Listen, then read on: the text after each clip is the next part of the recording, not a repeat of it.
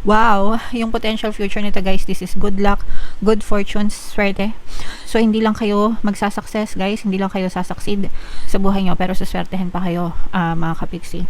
Again, if you show up for yourself every day, basta hindi kayo sumusuko, hindi kayo nag-give up, hindi kayo tumitigil, mga kapiksi, embrace your flaws, embrace your strengths guys, lahat yakapin nyo sa buhay nyo, talagang suswertehin kayo and magsasucceed kayo mga kapiksi.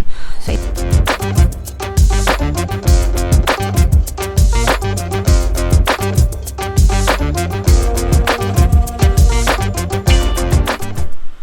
hello guys, hello Pisces, welcome back to Pinay Pixie Tarot. Ang pamagat ng episode natin for tonight is story mo ba to? Ito isang timeless reading mga kapiksi para sa Pisces, Sun, Moon, Rising Sign, and Venus.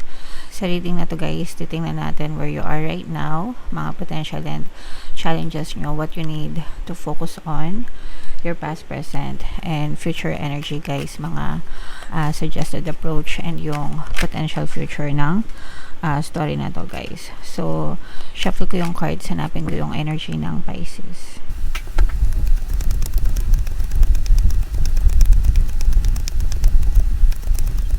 Ito guys, so Pisces, kayo ay represent ng King of Cups sa ating spread. Kung ano na lang yung makaresonate sa inyo, mga kapiksi, take that message kasi hindi lahat ng mensahe ay mag-resonate sa inyo.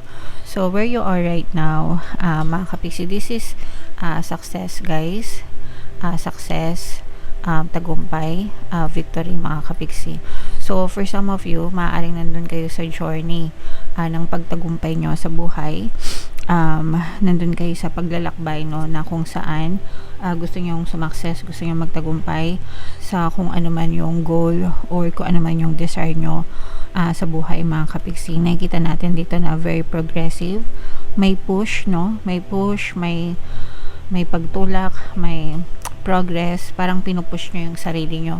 Ikaw mismo guys yung nagpupush or nagtutulak sa sarili mo para ma-achieve mo itong mga success and tagumpay na to. And this is your potential as well, mga kapiksi, na talagang yung greater strength, yung strength mo, yung lakas mo is nanggagaling sa iyo no, parang sa mga tao sa paligid mo, sa mga karanasan mo sa buhay, sa mga experiences mo, ganyan. So parang yun yung nagiging strength mo, instrumento mo para ipagpatuloy itong lakbayin mo sa buhay hanggang sa magtagumpay ka, mga kapiksi. And what you need to focus on guys is yung mga, wag kayo masyado mag-focus dun sa mga malalaking steps mga kapiksi, kundi wag nyo rin kalimutan yung mga maliliit or baby steps guys no. Yung baby steps, yung maliliit na steps, mga kapiksi, kapag pinagsama-sama nyo yun, magiging bahagi siya ng malaking tagumpay nyo. So kaya nga 'di ba, hindi makumpleto yung 1,000 kung walang piso.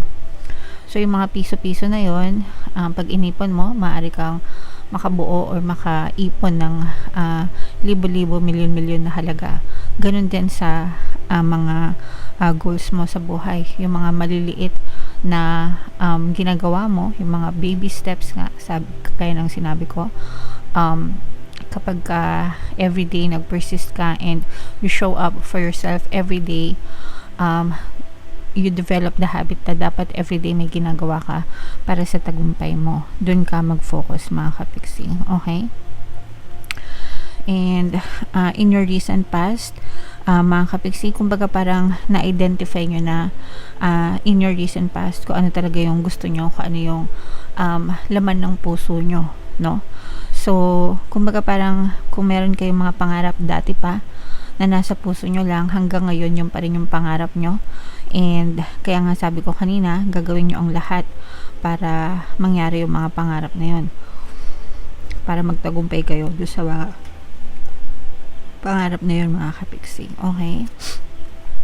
And yung greatest strength nyo guys is, this is a fire sign energy, Aries, Leo, Sagittarius. For some of you, pwedeng meron talaga kayong inspirasyon, no? Pwedeng kunwari mga anak nyo or asawa nyo or magulang nyo, no, na talagang ginagawa nyo ang lahat para sa kanila, para hindi sila mahirapan, or gusto nyong i-dedicate yung mga effort nyo sa kanila, mga kapiksi. For some of you naman guys, nandun talaga yung burning desire sa puso mo, no, na kunwari gusto mo maging nurse. Simula pagkabata mo, yun talaga yung gusto mo, and habang lumalaki ka or nagkakaedad ka, mas lalong sumisidhi yung pagnanasa mo dun sa gusto na yun. Okay? So yung mga sample lang yun guys, pero take it how it resonates sa totoo mong buhay.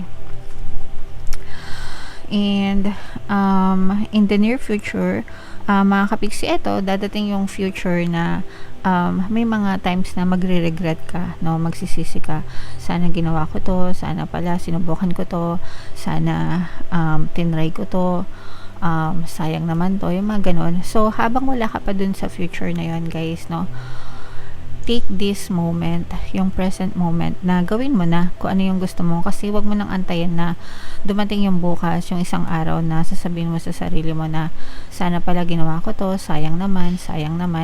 So kasi may ganong moment ka in the near future. So whatever you can do guys, today, kung meron ka magagawa, no, gawin mo na para hindi ka manghinayang kapiksi. And again, no, yung suggested approach, parehas guys, no, na talagang i-appreciate nyo yung mga maliliit na bagay na pwede nyo gawin for yourself, for your life, para sa buhay mo. Importante guys na you show up for yourself every day. Hindi mo kailangan magmadali, hindi mo kailangan magpadalos-dalos, hindi mo kailangang bilisan yung paglalakbay mo. Ang importante is consistent ka guys, and nagpa-persist ka, nagtsatsaga ka sa buhay mo kapiksi. Okay? And what you need to know guys, dadating yung time na may stress ka, no, kasi nga 'di ba sabi ko sa inyo, may mga regrets kayo, may mga pagsisisihan kayo, may stress din kayo mga kapiksi, pero ano yun it's the sacrifice that you have to pay, ika nga, no. Great powers, with great powers, diba? With great powers come great responsibilities. So natural lang na sometimes may stress, may toxicities. It's part of your journey mga kapiksi. Ang importante is wag kang magpapatalo. Pero dadating din guys yung time na medyo makukulangan din kayo sa pahinga at saka sa tulog, no? Especially sa tulog. So medyo wag niyong sanayan yung sarili niyo na kulang sa tulog, kasi kawawa naman yung health niyo mga kapiksi. So wag lang kayo masyadong magpa-stress guys, okay? And your hopes and fears guys, this is more on hopes guys, kasi dadating yung time na magiging very stable, yung pundasyon mo, yung tinatayo mo, yung gusto mong ma-achieve sa buhay mo, kung ano man yan, kung career man yan, or negosyo man yan, or investment man yan, or your life in general guys, magiging stable ka. Dadating yung time na magiging stable yung pamumuhay mo kapiksi. Alright? Wow! Yung potential future nito guys, this is good luck, good fortune, swerte. So hindi lang kayo magsasucess guys, hindi lang kayo sasucceed sa buhay nyo, pero suswertehin pa kayo mga kapiksi. Again, if you show up for yourself every day, basta hindi kayo sumusuko, hindi kayo nag-give up, hindi kayo tumitigil, mga kapiksi, embrace your flaws, embrace your strengths guys, lahat yakapin nyo sa buhay nyo, talagang suswertehin kayo and magsasucceed kayo mga kapiksi.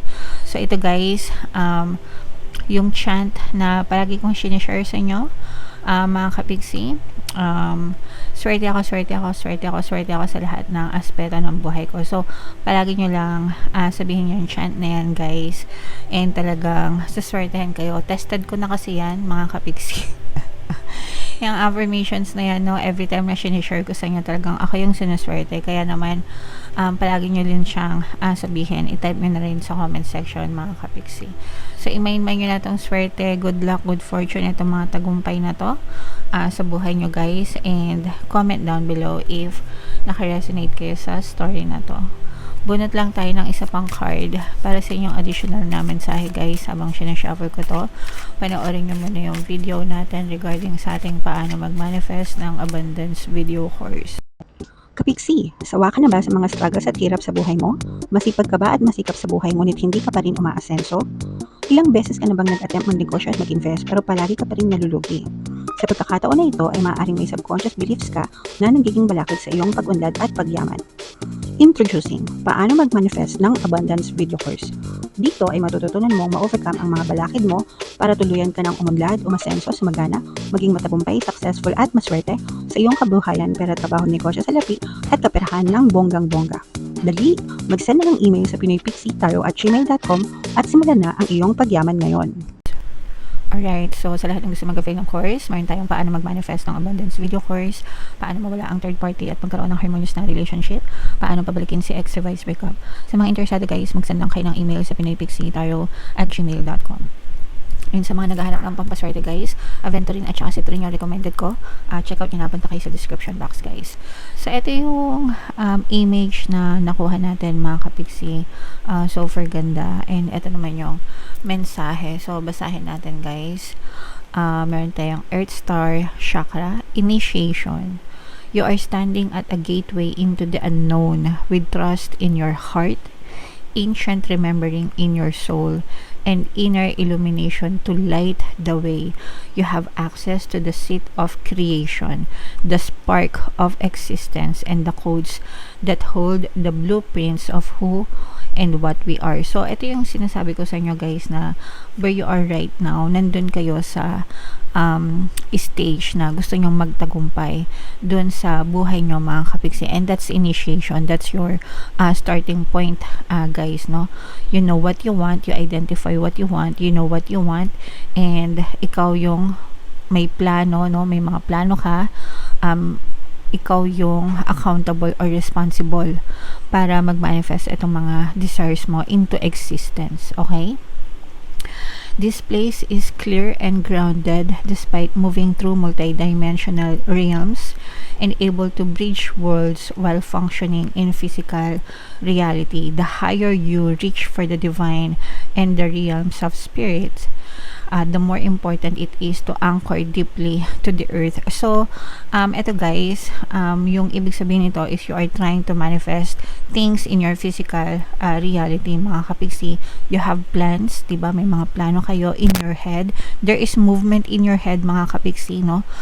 Kasi kapag may plano kayo guys, anong nangyayari kapag may plano kayo, na-visualize nyo, meron kayong vision kung ano yung gusto nyo mangyari sa buhay nyo, diba? So while you are planning, while you are taking action sa physical reality nyo, everything is already forming in your head, no? Ibig sabihin, nabubuo na siya sa isip nyo mga kapiksi, no? While you're doing the physical effort dito sa inyong 3D. And yun yung role nyo in to existence tong mga desires nyo. It's forming of the thoughts in your head, and the universe will then help you para mag-manifest yung mga thoughts na natatanim sa subconscious mind nyo, and therefore lahat ng actions na ginagawa nyo mga kapiksi, you will definitely see movement, no, sa inyong physical reality, kaya kayo sumasukses. So it's your assumptions, it's your plans, yung mga plano niya sa isip nyo, yung mga assumptions nyo, yung mga visions nyo guys sa isip nyo, yun yung starting point, yun yung initiation. Mga kapiksi, doon nag-i-initiate yung mga dreams nyo, yung mga desires nyo. And habang nag-effort kayo guys, the universe is helping you para mag-manifest siya sa inyo sa physical reality nyo guys, okay? So everything is being formed in your head.